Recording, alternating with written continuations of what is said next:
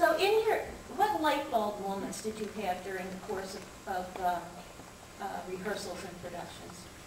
What would you say was how did you astonish yourselves? I was just usually astonished when the curtain came down. I mean, there was so much crazy stuff going on backstage. To the audience, it was wonderful and magic and theatrical, and backstage we're running around getting props and this and that.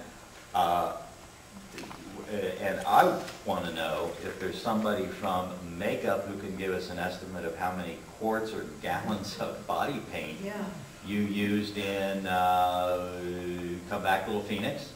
Nisasana. They had a scene on a desert island, and all the men had to be covered in body makeup.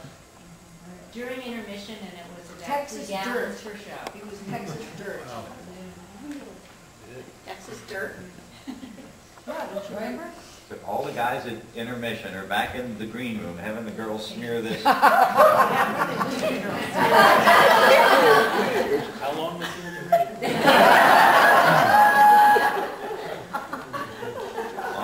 Long intermission. We'll get back to Calliope, but I do have to tell one more story because Frank O'Brien is here. Christopher Fry, who is probably hardly known of today, was the great poetic author of those times, a playwright.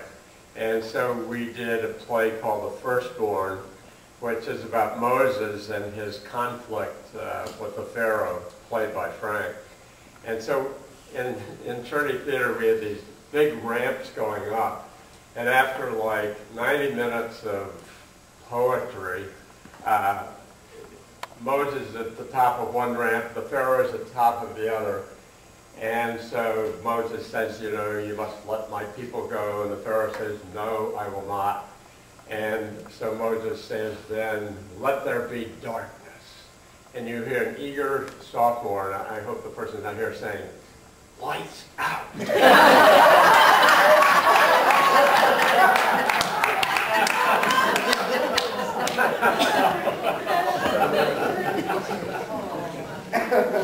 But back to Calliope. Frank also played Jezebel Jasmine, absolutely fabulous creature and old-time movie actress. It's a great acclaim. So Jerry, what got you involved in Calliope? My goodness.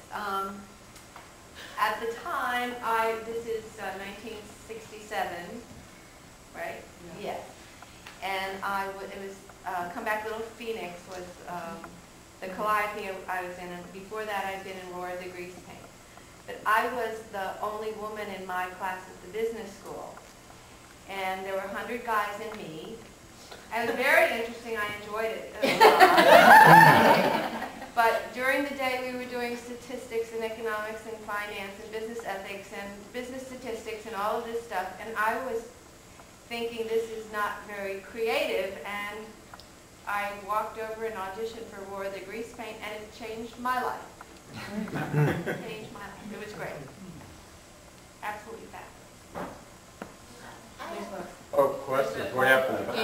Yeah, I was just wondering about the sort of the lifespan of the actual, real, official Calliopes, because we did something called I Lost It at the Movies, which was my senior year, which would have been 72, and I got the impression that that was sort of maybe not an official Calliope because Bryan wasn't directly involved in it, but that it was a little bit after the season. Did that keep going on? I know we did. We also did a production off campus at Theater Lobby of If I Had a Yardstick, I Could Rule the World, but that was not a university sanctioned production, I guess. Did the Calliope tradition go on past that much? Or? Well, there were. I have to say, when I came here, they had done a senior show. And so when I first took over Royden B, someone had written a show called Band in Boston. Woody Connor was his name. So there were a number of shows that preceded Calliope, and I Lost It at the Movies was again a review, and we didn't have a musical to do. So I'm not sure how, maybe there were 5 of them, but it was John Gore, I think, who said, well, let's call it Calliope 1 and let's make a series. Am I right? I think that was Calliope 1. Calliope 1, according to Tim. We have, Tim is also the official historian of Calliopes and Mask and Bauble, and Yeah. we actually were trying to fill in the history. There's some of these sheets I think are out there. According to this, official Calliope 1 was The 30s Girl in 1960 by John Gore Yeah. and directed by you. So that was the first one. Yeah, and we have some missing information around in certain parts, in Calliope 17, etc. If anybody who knows any of the rest of this information, please see Tim. Yeah, I'll- if you have these pages, especially in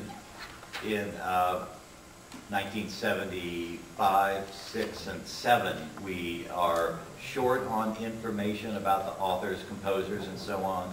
So if you have that, if you have some of that information, that would help us fill in the spaces here where we don't have that.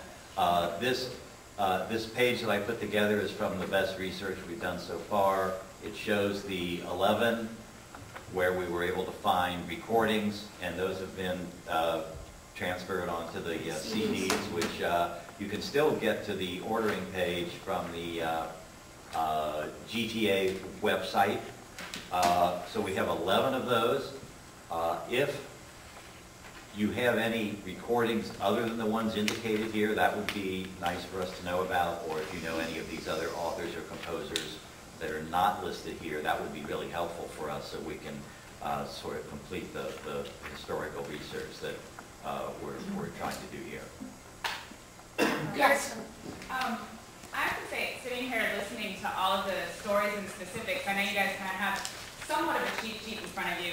I'm pretty astounded at how much you remember. Having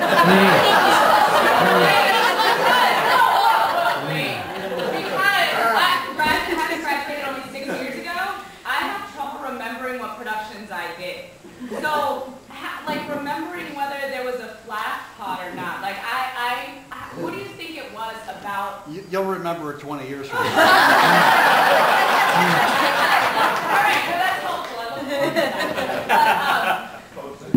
Yeah, no, but I mean, what do you think it was about Calliope that made it so memorable and made such an impact that you remember all of it? Well, from my point of view, the whole year at the MB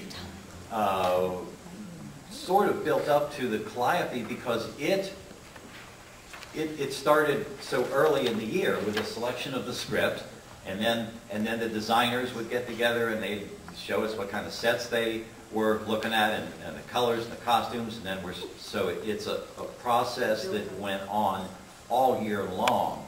A lot of students would stay on campus over Easter to work on that because they would have more time. And from my point of view, there was usually some kind of a big scene in each Calliope, like the volcano explosion, or the attack on the wagon train at the end of the first act in the Western, which we did a lot of special effects. I got credit in the program for special effects on that, because we had flash pots going on, we had fireboxes, which I think we got from ALOC, and there was just a lot of things going on. We also we didn't have the strobe light in those days, the electronic strobe light. We put some kind of a big wheel over the follow spots with these cutouts, and we dimmed the other lights, and the follow spot operators would crank those, and it would give the strobe light effect. So the first part of that Indian attack was done as an old-fashioned movie sequence. So it was, as Bryan mentioned, quite complex, and that just sticks with you. Yeah. Well, I think it remembered too because all of us did everything. I mean, you know, I had never painted anything before in my life. I still have the sweatshirt with paint on it that I used to wear to paint. I remember one sleepless night had something that it was all kind of cut out, and we had painting in different colors and stuff on it. And when we would get done rehearsing, then, you know, if we wanted to get the set done on time, then people volunteered to go in and paint their part of it, and other people. So everybody did everything. We did all the, you know, students did the box office, they did the publicity, everything from front end to back end to finish. And so you build relationships that way too. And so it's not only that we remember a lot about what we were doing, but we also fondly remember who we were doing it with. And the bonding is unbelievable. I'd like to second that, because for me, one of the extraordinary things about Calliope was that Donn directed. Everything else was done by the students, from all the designing and the producing and all the arranging and all the gathering of resources and figuring out who was going to do what. And it seemed like every other show in the year kind of you had mentors. If you hadn't done set design before, okay, somebody would help you with this or whatever. But in Calliope, we were just thrown together and had to figure it out on our own. And so I think the feeling of that sense of accomplishment kind of, I know for me, just like burned a lot of those memories, just hardwired them into my head. And nobody's mentioned costumes. Calliope had the best costumes ever.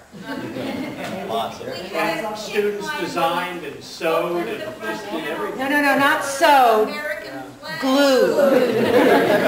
Bill Walker used Elmer's glue. At least on every hem. I begged him not the seams, but on every hem he used Elmer's glue. But the other thing I think the reason we remember is Calliope created relationships that we have had for 44 years. That's true. And so we'd get together 4 or 5 times a year. So of course we remember because we're talking about it, you know. But There was another whole crew of folks who were doing publicity, and they would start months before Calliope. And you know, I've still got some of these things.